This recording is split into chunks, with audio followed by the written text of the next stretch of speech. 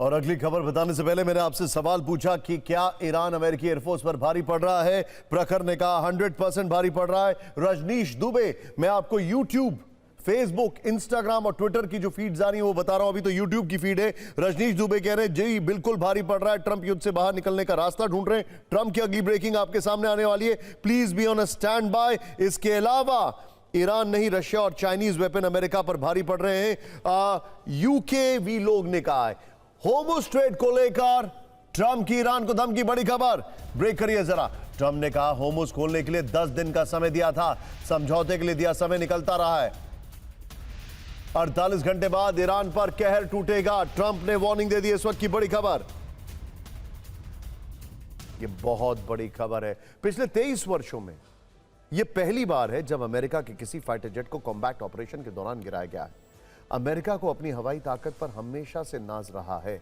उसके पास F-15, F-16, F-35, F-22 Raptor जैसे आधुनिक फाइटर जेट्स हैं। F-35 और F-22 को लेकर तो अमेरिका का दावा है कि इन जेट्स को किसी भी रेडार पर ट्रेस नहीं किया जा सकता है। अमेरिका इन्हें अपने अदृश्य जेट कहता है। इस जंग में ईरान ने F-35 जैसे आधुनिक जेट्स को भी मार गिराने का दावा किया। इसीलिए आज हमने ईरान के इस दावे की सच्चाई और तकनीक के बारे में एक स्पेशल जेट कुंजी तैयार की है। सबसे पहला सवाल यह है कि क्या अमेरिका के जेट्स वाकई अदृश्य हैं? इसका जवाब आपको सत्ता में आसान भाषा में देते हैं, ध्यान से देखिए। अब क्या है डिटेलिंग। दरअसल आसमान में आ रहे किसी भी खतरे और टारगेट को पता करने के लिए रेडार सिस्टम रेडियो तरंगे भेजता है। ये रेडियो तरंगे किसी चीज से टकराकर वापस आती हैं, जिससे टारगेट का पता चलता है। लेकिन F-35 जैसे स्टेल्थ विमानों में खास तकनीक, डिजाइन और स्पेशल कोटिंग का इस्तेमाल होता है। इसके लिए रेडार एब्जॉर्बेंट मटेरियल इस्तेमाल होता है। इसीलिए F-35 जैसे जेट की तरफ रेडार की तरंगे आती हैं तो ये स्पेशल कोटिंग ज्यादातर तरंगों को सोख लेती हैं, एब्जॉर्ब कर लेती हैं। साथ ही ये रेडियो तरंगों को अलग दिशा में मोड़ देती हैं। इस वजह से रेडार को संदेश भेजने वाली तरंगे बहुत कम वापस आती। ऐसे में रेडार फाइटर जेट को ठीक तरीके से पहचान नहीं पाता। कम तरंगे वापस आने से रेडार इन फाइटर जेट्स को धूल या कोई पक्षी समझ लेता है। रेडार ये मान लेता है कि इतनी छोटी चीज कोई विमान नहीं हो सकती है। इसीलिए F-35 जैसे जेट्स रेडार स्क्रीन पर दिखाई नहीं देते हैं। कई डेमो में यह साबित भी हुआ है कि लंबी दूरी से F-35 जेट्स रेडार पर किसी पक्षी जितना दिखता है, जबकि दूसरे साधारण जेट किसी फुटबॉल के आकार जितने दिखते हैं। ऐसे में आपके मन में सवाल होगा कि अगर रेडार F-35 जैसे जेट्स को कोई छोटी चीज समझकर छोड़ देता है तो रेडार को इस तरह तैयार क्यों न किया जाए कि वो छोटे से छोटे टारगेट को बता दे। दरअसल रेडार सिर्फ लोहे या मशीन को नहीं देखता, वो हर उस चीज को देखता है जिससे रेडियो तरंगे टकराकर वापस आती है। आसमान में हजारों ऐसी चीजें हैं जो सिग्नल देती हैं, जिनमें जेट और मिसाइलों के अलावा पक्षी, बादल, यहां तक कि हवा का दबाव भी हो सकता है। इसीलिए ऐसी सभी चीजों को एक साथ ट्रैक कर पाना करीब करीब नामुमकिन होता है। यही वजह है कि आमतौर पर रेडार को एक खास साइज से बड़ी चीजों को ट्रैक करने की कमांड दी जाती है। साथ ही एक खास गति से चल रही चीजें ट्रैक होती हैं। मान लीजिए रेडार को 100 किलोमीटर की रफ्तार से चलने वाली चीजों के लिए कमांड किया तो वो सिर्फ उन्हीं चीजों को ट्रैक करेगा। लेकिन अगर सभी चीजों को ट्रैक करने के लिए रेडार को कमांड दी जाए तो एक साथ कई टारगेट दिखने लगेंगे। इतने टारगेट दिखेंगे कि रेडार स्क्रीन पूरी तरह भर जाएगी। डेटा ओवरलोड के कारण असली खतरा नहीं पता चलेगा। किसी भी जेट में फाइटर जेट्स को हाई वैल्यू टारगेट माना जाता है।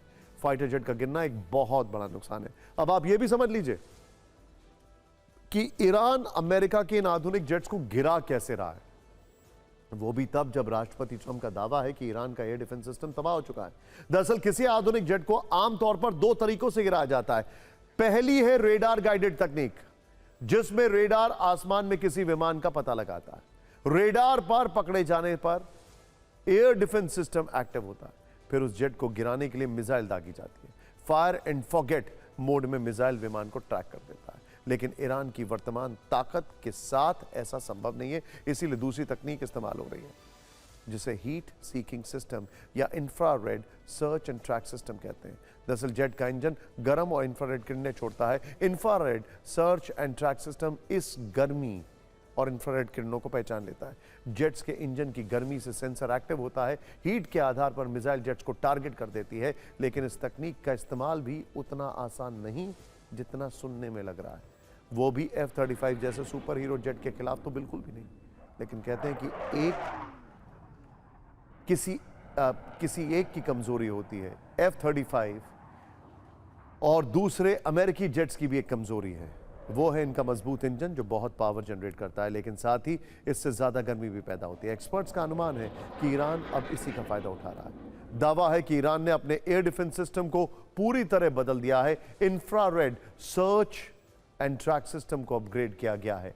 ईरान अब सिर्फ रेडार पर निर्भर नहीं है, उसने अपने बेवार 373 जैसे सिस्टम को ऑप्टिकल सेंसर से लैस कर दिया है। पुरानी डिफेंस तकनीक को आधुनिक इलेक्ट्रो ऑप्टिकल सिस्टम से अपग्रेड कर दिया है।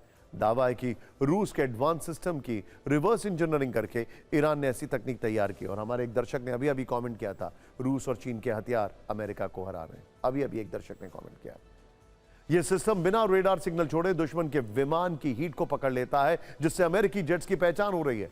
ईरान के इस पूरे सिस्टम का सबसे घातक हिस्सा है SA-67 मिसाइल। SA-67 जमीन से हवा में मार करने वाली एक हाइब्रिड मिसाइल है, जो एंटी एयरक्राफ्ट मिसाइल और कामिकाजी ड्रोन का मिश्रण कहा जा सकता है। यह लॉन्च होने के बाद किसी ड्रोन की तरह आसमान में मंडराती रहती है। इस मिसाइल में अपने ऑप्टिकल सेंसर लगे होते हैं। ये सेंसर जेट के इंजन से निकलने वाली गर्मी का पता लगा लेते हैं। जैसे ही टारगेट की पहचान होती है, यह मिसाइल तेजी से आगे बढ़ती है। आमतौर पर जेट्स खुद को बचाने के लिए फ्लेयर्स यानी गर्म गोले छोड़ते हैं, लेकिन SA-67 इतना स्मार्ट है कि वो असली इंजन और फ्लेयर के बीच फर्क समझ लेता है। ये सीधे जेट से नहीं टकराती, बल्कि उसके बेहद करीब जाकर ब्लास्ट हो जाती है। इस धमाके से निकलने वाली शॉकवेव और मिसाइल के टुकड़े जेट के इंजन या पंखों को तोड़ देते हैं, जिससे विमान तुरंत क्रैश हो जाता है।